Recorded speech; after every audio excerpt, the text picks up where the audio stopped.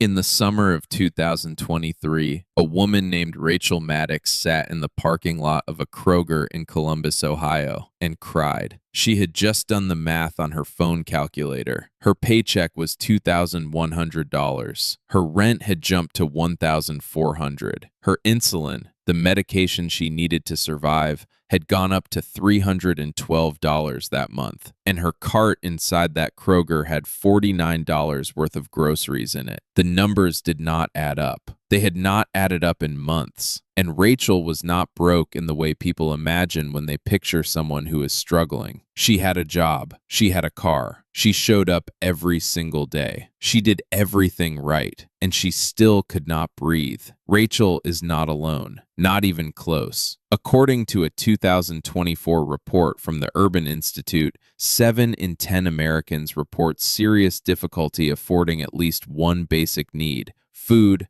housing, or healthcare. Let that land for a moment. 7 out of every 10 people. That is not a fringe statistic. That is your neighbor, your coworker, your family member sitting across from you at Thanksgiving pretending everything is fine. And here is what makes this story so important. The problem is not what most people think it is. Most people assume this is a story about poverty, about people who do not earn enough. But the data tells a completely different story. Millions of the people struggling to cover basics are middle-income earners. People making $40,000, $50,000, $60,000 a year. People with jobs and benefits and retirement accounts who are still one bad month away from choosing between groceries and medication. So today we are going to talk about why this is happening, what the system is actually doing to working Americans, and most importantly, what you can do right now to stop being one emergency away from a crisis. Because this is not just a news story. If you live in the United States right now, this is your story too. Let us start with housing, because nothing else in the budget survives if rent swallows everything first. Between 2019 and 2024, the median rent in the United States increased by over 30%, according to data from the Harvard Joint Center for Housing Studies. 30%. Meanwhile, wages grew at roughly half that pace. That gap between what housing costs and what paychecks deliver is the engine behind most of the financial pain working Americans are feeling right now. The standard financial rule has always been that housing should consume no more than 30% of your gross income. That is the number the Department of Housing and Urban Development uses. But today, according to the National Low-Income Housing Coalition, there is not a single state in the country where a full-time minimum wage worker can afford a 2-bedroom apartment at that 30% threshold. Not one. And for the middle class, it is barely better. If you are earning $55,000 a year,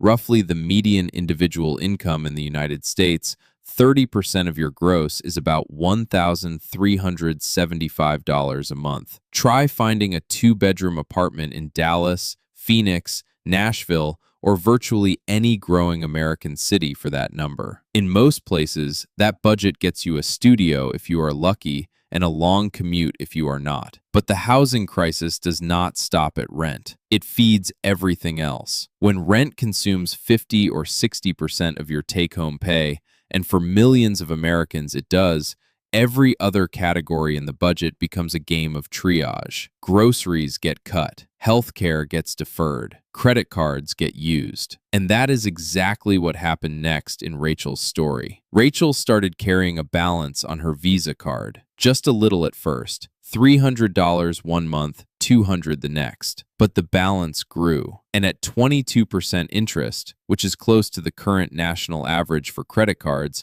according to the Federal Reserve, that debt began compounding faster than she could chip away at it. Within 18 months, she owed $4,600 in credit card debt on purchases that were almost entirely groceries and gas. She was paying interest on food she had already eaten. This is one of the most insidious traps in the modern American financial system. When essentials cost more than income can cover, people do not cut luxuries because most struggling Americans are not living on luxuries. They borrow. And borrowing on essentials at high interest rates turns a cash flow problem into a debt spiral. And yet, here is where the healthcare layer makes everything dramatically worse. The United States spends more on healthcare per person than any other developed nation on earth. According to the Centers for Medicare and Medicaid Services, national health expenditure reached over $4.5 trillion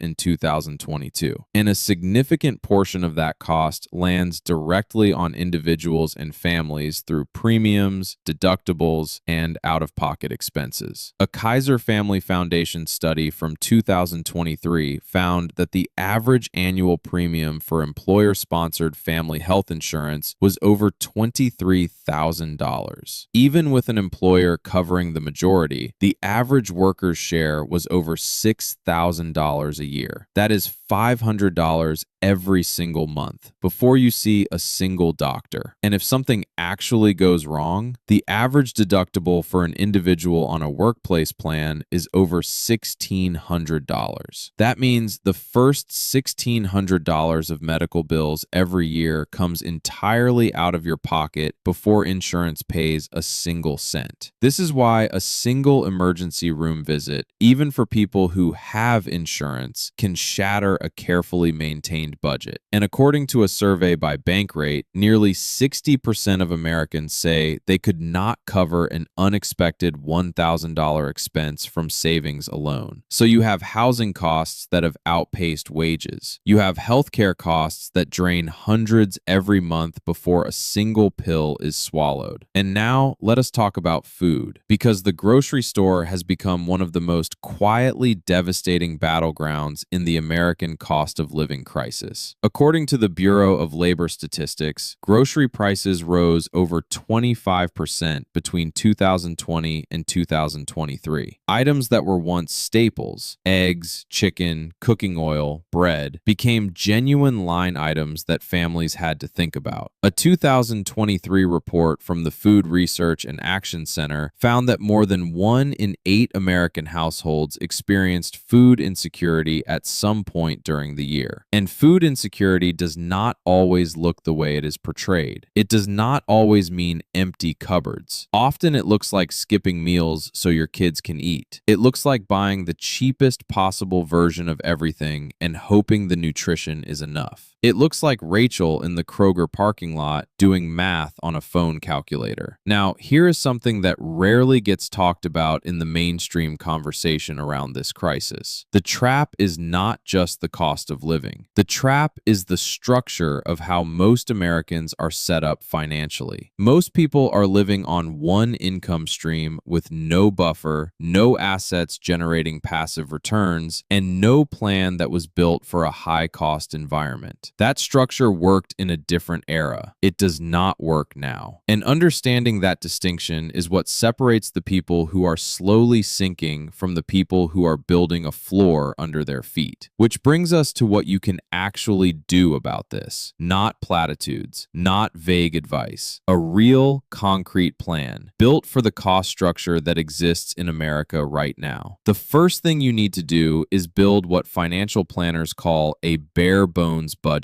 and actually live inside it for 90 days. This is not a forever austerity plan. It is a diagnostic tool. A bare bones budget strips every expense down to the non-negotiable essentials: housing, utilities, basic groceries, minimum debt payments, and transportation to work. Nothing else. Write this number down. This is your floor. If your income does not consistently exceed this number by at least 20%, you do not have a spending problem. You have an income and margin problem. And you need to know that clearly before you do anything else. Once you know your floor, the second move is to attack your highest interest debt with everything available using the avalanche method. The avalanche method means you list every debt you carry, order them from highest interest rate to lowest, and direct every extra dollar at the top of that list while making minimum payments everywhere else. Credit card debt at 20% interest is a financial emergency. It It is not a background inconvenience. Every month you carry it, you are paying your bank to stay poor. If you have multiple high-interest cards, look into balance transfer cards. Many institutions like Discover and Citi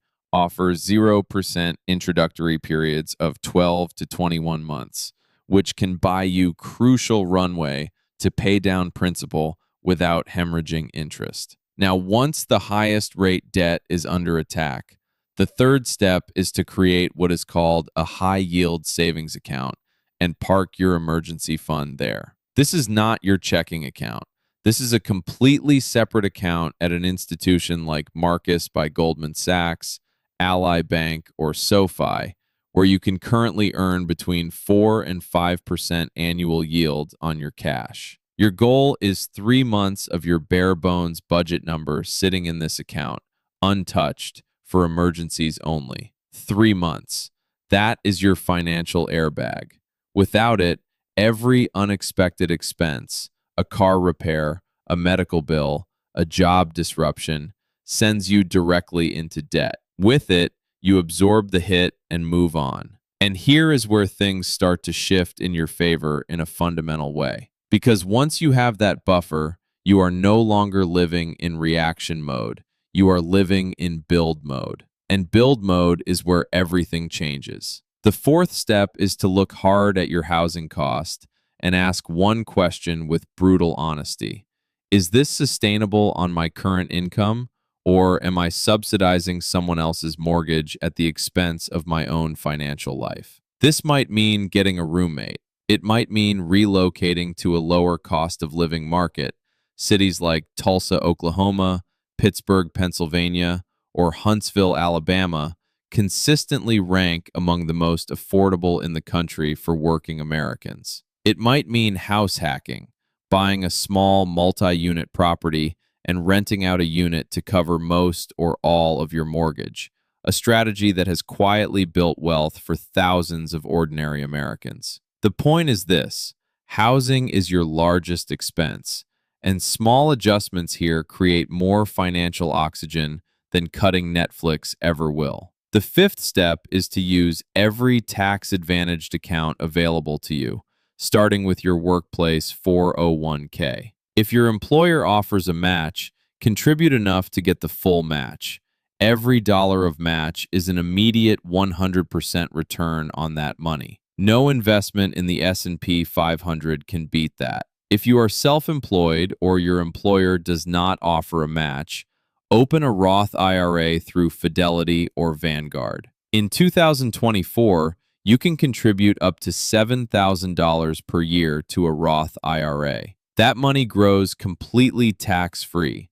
You will not pay a single dollar of tax on the gains when you withdraw it in retirement. These accounts exist to give ordinary Americans access to compounding wealth, the same engine the wealthy use, and most people who need them most are not using them at all. The sixth step addresses healthcare directly, because deferring medical care to save money is one of the most expensive decisions a person can make. If you are on a high-deductible health plan, and most employer plans today qualify, you are eligible to open a health savings account, or HSA. An HSA lets you contribute pre-tax dollars that can be used for qualified medical expenses. In 2024, individuals can contribute up to $4,150 and families up to $8,300. The money rolls over every year.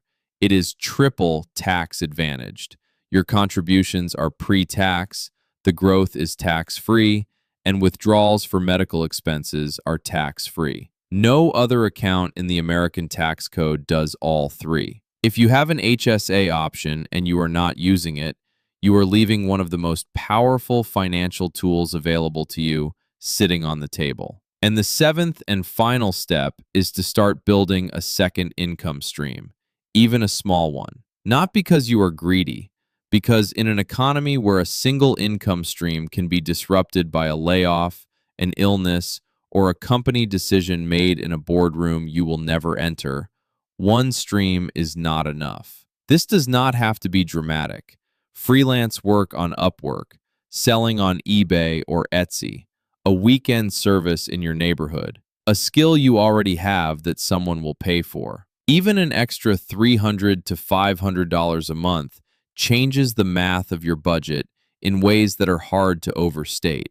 It creates margin. And margin is what transforms financial survival into financial momentum. Rachel Maddox did not get here overnight, and she did not get out overnight either. But she started. She built her bare bones budget and realized her housing was the core problem. She found a roommate, cut her effective rent nearly in half, and redirected the difference at her credit card debt. She opened a high-yield savings account at Ally and put $50 in it on day one, not because $50 solved anything, but because it started the habit. 18 months later, she had eliminated her credit card balance, built a $1,800 emergency fund, and started contributing to her employer's 401k for the first time in her working life.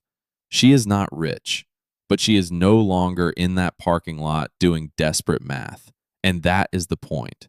7 in 10 Americans are struggling with the basics right now. The system is not designed to make this easy, but it is also not designed to be inescapable.